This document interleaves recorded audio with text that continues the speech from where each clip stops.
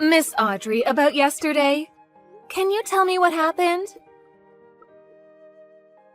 What are you talking about? What do you mean, what am I talking about? Of course, I'm talking about the car. Oh, the car! Oh, I wanted to borrow it next Monday too. Is that all right? Of course that's not all right. What are you talking about?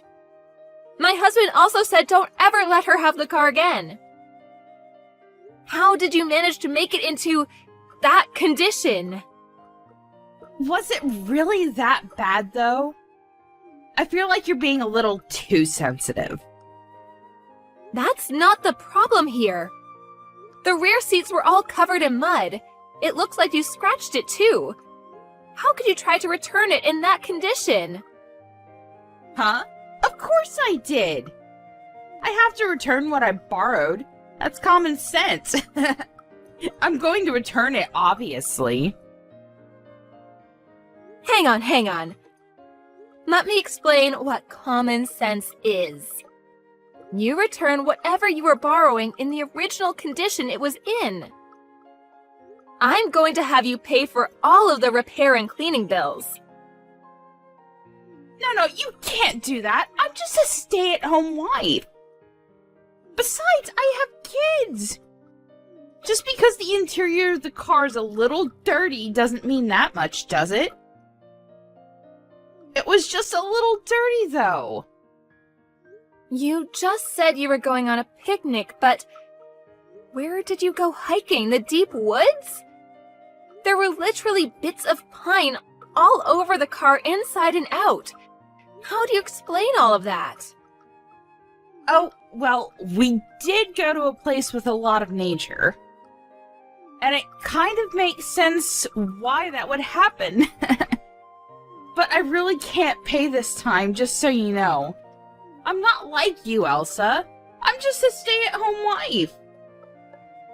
That's not going to pass as an excuse, just so you know. I'm going to have my husband reach out to your husband.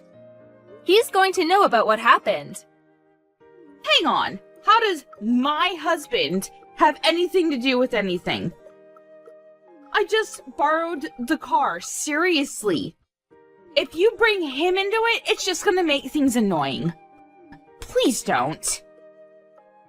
Okay, then pay up. I'll take you the invoices today. Ugh, I can't do that. Anyway, I'll be needing it next Monday. I'll have to borrow it all day. I hope you can have it fixed by then. I'm not lending you it again! You're seriously not going to pay us, huh? Nope, I'm not going to. It's not like I don't want to pay you. I literally can't pay you. Can't be helped, right? Ugh, and you're starting to get on my nerves. Old lady. Old lady? I'm literally only a year older than you. You definitely look at least 10 years older than I do. And don't you dare look down on me. I don't really care about stuff like that anymore. So let me get this straight. You completely trashed our car to the point where it needed repairs, but you have no intention of paying, is that correct? Look at you being all bossy. Yeah, that's a pretty good summary. When you lent it to me, it was basically your fault anyway. You're lending it to me. You should have predicted that kind of situation would come up.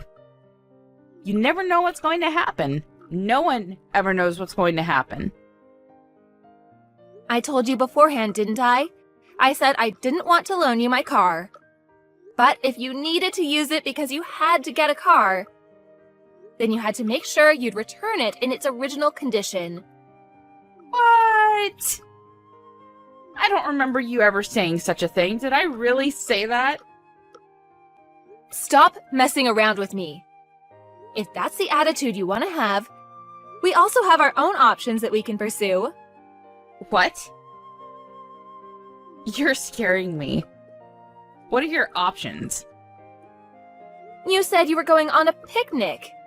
You went with your friends, right? Yeah, sure. What does that have to do with anything? Why didn't you use your own car? Or maybe one of your friend's cars? Our car is tiny. It's not really designed for picnics. So I figured that your car was perfect for the occasion. Really? Does your husband know about this? About what? That I borrowed the car? Of course he knows about it. I told him after the fact, but I did make sure to tell him. No, not about that. Huh? About who you went picnicking with. The fact that it was a man. How do you know? Did I say that it was a man? Is that person your friend or something, Audrey? That person who? Did you see us somewhere? I did see you two. I'm pretty sure that it was your neighbor's husband too, right? You saw our faces too? You're wrong though. It was just someone that kind of looks like him. I thought they kind of looked similar too. I know for a fact that he's not a stranger. There's no way I would make that kind of mistake. I've seen that same man wearing the exact same clothes before. You're checking his clothes too? You're really detailed, huh? Yeah, you're right. But it's not like we went on a picnic together. I just saw him along the way, so I figured I'd give him a ride. I met my friends after I dropped him off. There's no problems there, right? Where did you even see us, though? Other friends? I didn't notice you being with any other friends. I said they came later on. That's why when you saw me with the neighbor's husband, then later on, my friend showed up. Yeah, that's not possible. Huh? Why not? It's literally impossible. That man was the only person that rode in the car. What are you saying? That car has a drive recorder. Huh? That thing isn't a fake? No, of course it's not a fake. I don't normally look over the footage, but the car was in such bad condition when it was returned, I had to look over the content. It caught all your audio, too. You're lying. What are you talking about? I know why you did that. How you were able to make that car that dirty. I know exactly what happened. If you did that while you drove, it would scrape the car against the guardrail, too. Miss Elsa, I'm so sorry. Please delete the footage for me. There really is no picnicking at all. You really went to the mountainside. To do what, exactly? You even took your 3-year-old daughter with you. How could you do that? I'm sure the crap in the back seat was from when your daughter came back into the back seat with all the mud. If she was left alone for 3 hours, I'm sure she'd get pretty dang bored too. I'm sorry. I didn't have any bad intentions. I just didn't have any time to clean up. Can you keep this between us and not tell my husband? I'll pay for the damages, I swear. I'll pay for the cleaning and repairs. I'll even pay a little extra. Is that all right? You're definitely going to be paying for damages. Actually, the fact that you were doing something kids shouldn't be seeing, using a neighbor's vehicle, makes me never want to touch the car again. So, you'll be buying the car outright. What are you talking about? You know I can't do that. I don't even have that kind of savings. I've only got like $2,000 left. What do you want me to do? If you're going to be in that much trouble, why did you go out of the way to borrow my car? Well, if I use our car, there will be evidence left behind.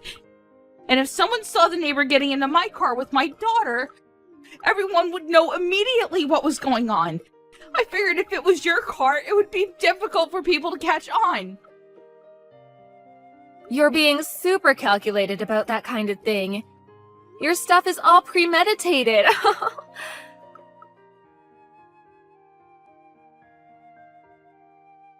Where the hell were you planning on going with my car? I'm sorry.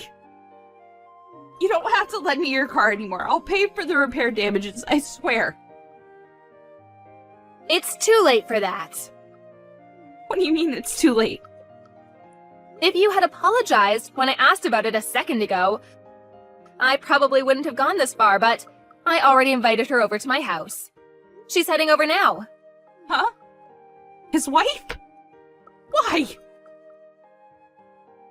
You should know the answer to that question. Your partner that you're having an affair with is one of my friend's husband. I didn't know you two got along that well at all. My oldest son was in the same class. They've always gotten along. She kept asking me about what was really going on with her husband because he was acting weird recently. I'm glad that I was able to help her out. Now she'll know why that is. Hang on a second. We're technically sister-in-laws, right? We're relatives. You're going to take your friend over your relative? I don't think you treat me as a relative. You literally just use me to get with your affair partner. I don't want you to be complaining now. That's not true. I totally respect and admire you. You're seriously too late now. I don't care what you have to say about any of that. Whatever, you're going to buy the car completely. And whether you're getting a divorce or not, I'm sure there's going to be some people asking for damages. Damages? Divorce? Just because of this one time? You know, based off of your conversation you were having in the car, I really don't think it was just this once. I forgot that the audio was also recorded. Just give up, seriously. I already had my husband reach out to him too. As soon as work is over, he's gonna be coming over to my house. If you want to come over too, you're more than welcome to come. You can explain it all yourself.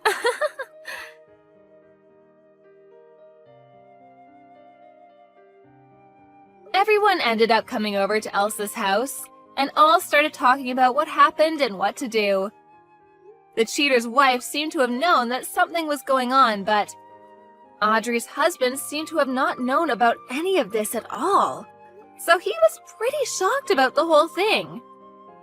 They're all talking about divorce right now, but it seems like the damages is going to be a very expensive price. The wife of the cheater only sued for damages, but no matter which way you look at it, Audrey will not be able to pay for it. Audrey ended up buying Elsa's car outright. And Elsa ended up happy with a brand new car.